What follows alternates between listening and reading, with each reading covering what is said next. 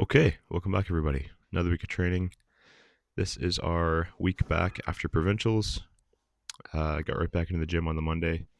I find it's always hard to get back into the swing of things if you take a few days off or maybe just take a few super light training days with just, some dumbbells or bands.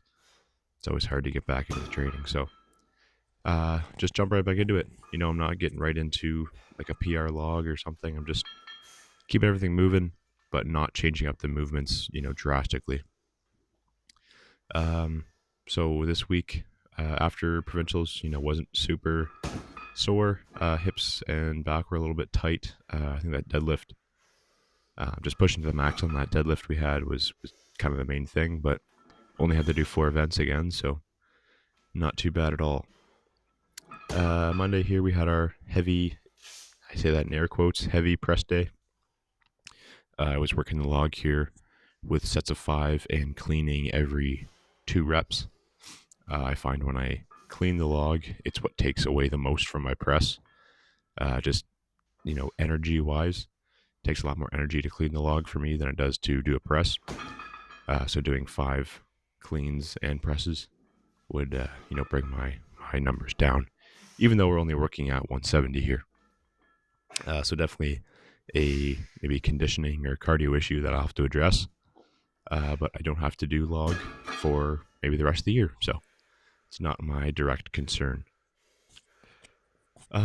Main thing I was trying to work on this day was my dip and drive. I find when I'm dipping, I'm pushing only through my toes. So I'm trying to maintain a full foot pressure, especially on the dip. I find, again, like I dip and drive through mostly the ball of my foot. So I'm trying, especially on my dip, to maintain that full foot pressure. And then as I'm coming up, I'm just, extending onto the toes and not, leaving the ground, which is an issue I was having before, where I would drive, too hard. My feet would leave the ground. They would drop behind me and I would lose the log in front. So something else, just little things trying to work on technique wise so that when I do need to produce a big log press, that it'll be there. So had 3 sets of 5, and then 4 sets of doubles in a kind of cluster set fashion here. Again, keeping the weight low at 170, just trying to work on the form.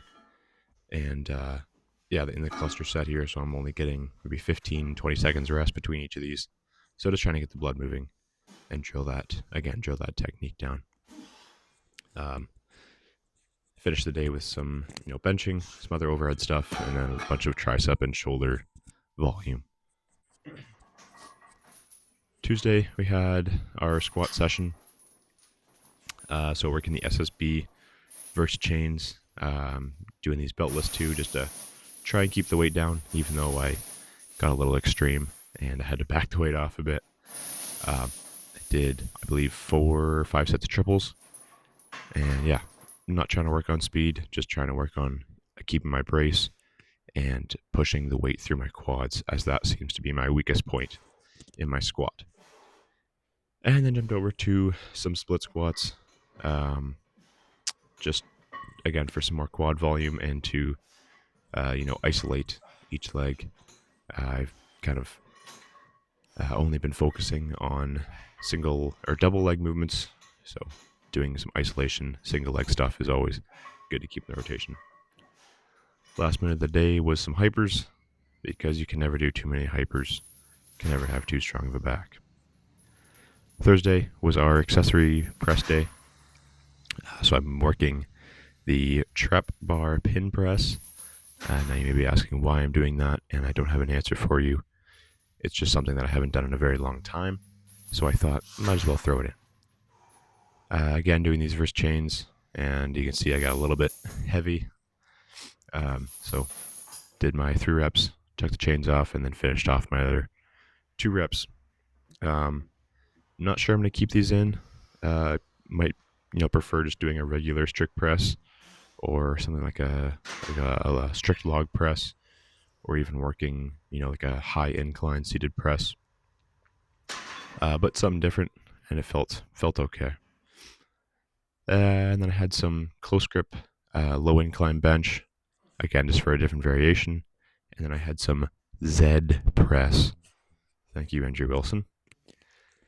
Did some Z press here. And these absolutely just light up my upper back and kind of rear delt. Just I don't know if it's like the mobility portion you have to keep yourself upright, but also leaned back. But these feel very good. Definitely going to be keeping these in as an accessory movement. Gosh, mostly because you can keep them very light. Like this is only 70 odd pounds, and it absolutely lit up the triceps, and lit up the front delt. And then I had some dips here. I think this was the end of my day. Had some dips. Just recently got this dip attachment, and so I'm kind of excited to push this. Dips is something I've never had in my training, just because I've never had access to it. So I'm kind of excited to see where I can kind of push these, and these definitely feel very good on the triceps. So having a different variation to hit a muscle that I need all the time is going to be exciting. And Friday, I finally was able to turn the heat up a bit and put some weight on the floor. So this is a 455 axle for a set of 5, and it felt very good. Definitely, I had to spend a lot of time warming up and getting comfortable in that, straight bar position again. It's because I've only been using the trap bar to get used to that, because that's something we never use. So I've been using that for the past, couple weeks. So it's going to take maybe a week or two to get super comfortable in that straight bar position again. And then after that, we are going to be working towards a big deadlift at nationals. Our weights for nationals are 535, 585, or 635 or something. Not worried about that one, but maybe the 585, could be there. I'm not sure it will be. So my plan is going to be 535 for reps. But if it starts moving well, I'll start looking towards that 585. It would be another 40-pound Nats PR, or another 40-pound deadlift PR at nationals. I did that last year. Coming in, I had a 500-pound pull, and we had a 540 axle deadlift for reps. So that was a 40-pound PR for me. I did hit a last-minute 520 single in the gym, but certainly 540 was a big jump for me. So definitely going to need another big jump if I want to hit that 585. Saturday, this day moved very slowly. I was busy watching North Americas, so it kind of took me out of my training for a bit, but I wasn't really worried about this session at all. It was just kind of touch everything again, get a little bit of conditioning work in. So I started the day with a EMOM Farmers, which absolutely lit up my back. I haven't touched Farmers in a long time. Then worked some circus dumbbell on the left and right hand, just working up a single on each hand until I failed, which I think was around 120, 125 on the left, which is a decent weight for no belt and no elbow sleeve. And then I was doing some sandbag to shoulder, which these absolutely smoked me. I was planning on doing a couple sets of triples, and I was only able to do maybe 10 sets of singles. It just lit me up. So this was my last set. I actually got a double. Just for whatever reason, the pick on this day felt extremely hard, and then this, what would you call extension or the stand portion was just super slow and just absolutely drained me. But getting to the shoulder was not that hard. The weight didn't feel heavy on the shoulder, but everything leading up to that was extremely difficult. So ended the day with a couple of keg carries, and that was it. This week I'm posting this. We're going to be doing some more heavier training, and we're going to be getting back on the horse for some heavy prep for nationals. So that is all. Thank you everybody for watching, and I will catch you next week.